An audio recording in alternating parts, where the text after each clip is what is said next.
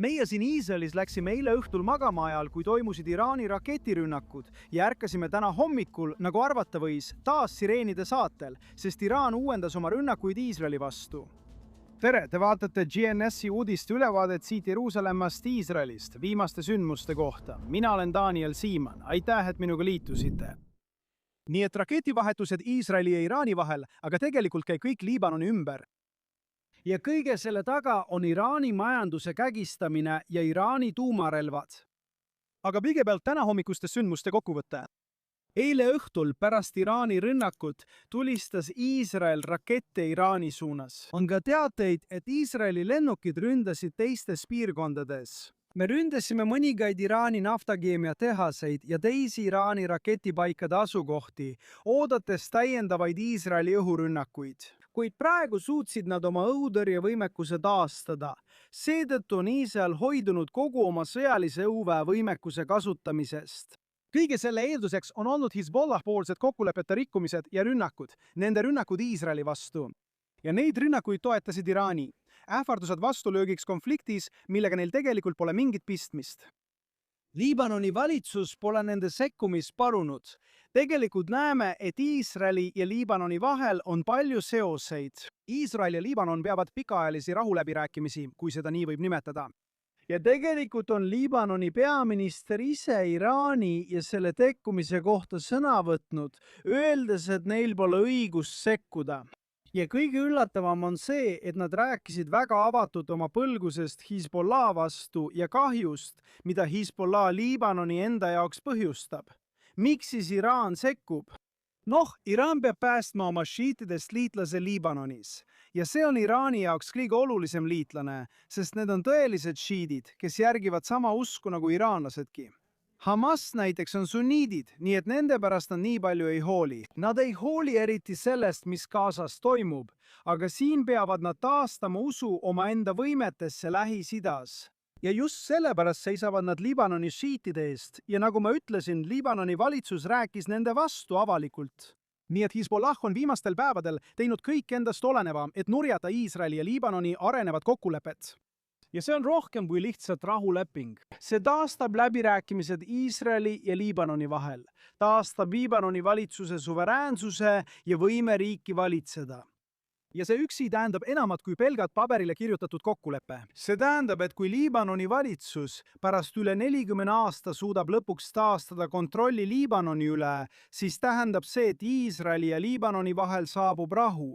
Hezbollah ei taha, et see juhtuks. Nende kohalolek seal ja kontroll valitsuse üle viimastel aastakümnetel on olnud just selleks, et olla osa Iraani teljest Iisraeli riigi ja selle olemasolu vastu. Šiaade elanikkond on samuti probleem Hezbollah jaoks Liibanonis. Elanikkond ise on välja juuritud oma kodudest Lõuna-Liibanonis ning nüüd Litaani jõe ja Beiruti vahelises piirkonnas ning nad on välja juuritud elades pagulastena. Ja nad ise on avalikult hukka mõistnud Hezbollahad ning öelnud, et see on põhjustanud nende eludele seal tekitatud kahju. Nii et iraanlased püüavad samuti aidata Hezbollahad ja vaigistada kõiki, kes praegu Liibanonis mõtlevad nende vastu sõna võtta. Iraani rindel on toimunud kaks asja. Ameerika blokaad Hormuzi väinas on aeglaselt kägistamas ja lagundamas seda, mis on jäänud Iraani majandusest. Ja teiseks, mis on veelgi olulisem, on see, et Iraan on lõpuks jõudnud järeldusele, et kui neil oleks tuumarelv, siis nad ei oleks praegu sellises olukorras Ameerika Ühendriikide ja Iisraeliga. Ja seega on neile selge ning ma arvan, et see on selgeks saanud ka Ameerika Ühendriikidele, et neil ei ole mingit kavatsust loobuda oma tuumavõimekusest ega rikastatud uraanist, mis annaks neile selle jõu. Hamasi rünnak Iisraeli vastu 7. oktoobril rikkus Iraani plaanid. Nad lootsid rünnata Iisraeli alles siis, kui neil on tuumarelvad, mõistes, et sel hetkel oleks isegi Iisraelil väga raske neid rünnata. Seega pöörduvad nad tagasi selle arusaama juurde, et nad vajavad neid ja seepärast ei soovi nad, et need läbirääkimised Ameerika Ühendriikidega jätkuksid. Ainus probleem Iraani jaoks on siin see, et nad pole aru saanud, et Netanyahu ja Trump ei tegutse ega käitu enam nii, nagu Ameerika Ühendriigid, Lääs ja Iisrael on viimase 50 aasta jooksul käitunud. Trump ja Netanyahu teevad täpselt seda, mida islamistid on nii kaua teinud. Nad ütlevad seda, mida oodatakse. Nad ütlevad seda, mida meedia tahab kuulda, aga teevad seda, mis on nende enda poole parimates huvides. nüüd on siin Iisrael ja Ameerika Ühendriigid. Huvide kokkulangevus on paljudes valdkondades, kuid nad on täielikult koordineeritud. Lääne peavoolumeedia, samuti Iisraeli vana meedia, ei saa sellest samuti aru ja nad ei näe, kuidas Trump ja Netanyahu neid tegelikult ära kasutavad. Kes lõpuks aru sai? Ma arvan, et pärast tänahommikusi sündmusi, kui Iisrael ründas Iraani, vastas neile Iisraeli ründamise eest eile, sai Iraani meedia sellest aru. Neil näib olevat äkitselt see taipamine tekkinud ja nad mõistavad, mis toimub. Rajan uudisteveeb, mis on seotud Iraani revolutsioonilise kaardiväe luureorganitega, kirjutas järgmist. Meediaraportid Netanyahu ja Trumpi vahelisest vestlusest oli teadlik pettus, nagu nad ütlevad, meedia poolt. See ei olnud meedia poolt. Selle korraldasid Trump ja Netanyahu, kes kasutasid meediat ära ja kogu asi oli nende poolt koordineeritud. Ja me oleme seda ikka ja jälle näinud viimase aasta jooksul. See pole siiani kohale jõudnud. Iisraeli meedia, lääne meedia ei saa sellest ikka veel aru. Aga see on suurepärane, sest see töötab Netanyahu ja Trumpi kasuks ja nad on suutnud neid manipuleerida, et need asjad tehtud saada. Ja jooksul paljud Iisraelis kurtsid ka selle üle, et Netanyahu annab Trumpile järele. Ja teised ütlesid, et see on Trumpi võimalus näidata, et ta ei allu Iisraeli mõjule.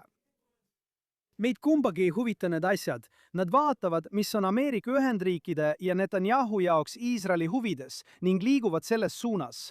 Ja kui nad saavad selleks meediat kasutada, on see lõpuks kõigile parem.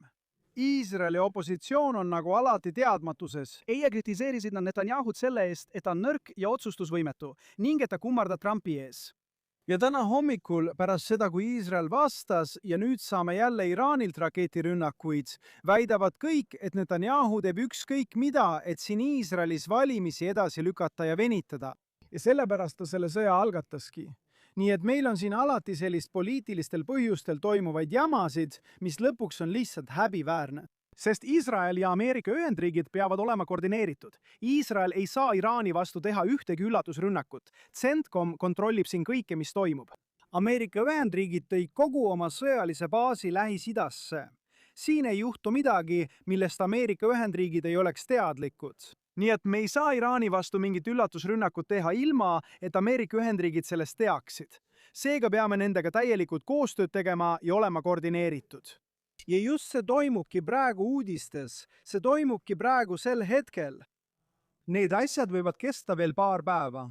Aga kui tahate teada, kuidas meil siin Iisraelis läheb, siis kokkuvõttes on kõik hästi ja see on hea. Oleme tagasi tavapärases rütmis. Siin Iisraelis on jälle tavapärane õhkkond, mis tähendab, et kõik meie lapsed on kodus. Saame taas oma naabreid näha ja kuulda, mis nendega viimase 60 päeva jooksul juhtunud on, alates sellest, kui relvarahu kehtima hakkas. Saame seal oma trenni tehtud, sest jookseme iga paari tunni tagant varjanditesse. Näiteks Tel Avivis öeldi inimestele, et nad ei pea kontorisse tulema. Nii et inimesed viisid kontori kohvikutesse. Nad istuvad seal. Ja kui sireenid hakkavad tööle, on varjandid lähedal. Nad võtavad oma arvutid kaasa ja jätkavad tööd arvutitega, kuigi levi pole seal eriti hea. Nii et kõigil on vabandus, miks nende töö viibib. Kokkuvõttes oleme siin Iisraelis väga tugevad. Oleme väga otsusekindlad. Me teame täpselt, mida tuleb teha. Ja Iraani oht tuleb kõrvaldada. Mitte ainult Iisraeli jaoks, mitte ainult Iraani rahva jaoks, mitte ainult rahu nimel Liibanoniga, mitte ainult kogu Lähis-Ida jaoks. Et naasta taas normaalsuse juurde, kuid see on uus normaalsus. See tähendab, et Abrahami lepped liiguvad edasi ja see piirkond teeb koostööd.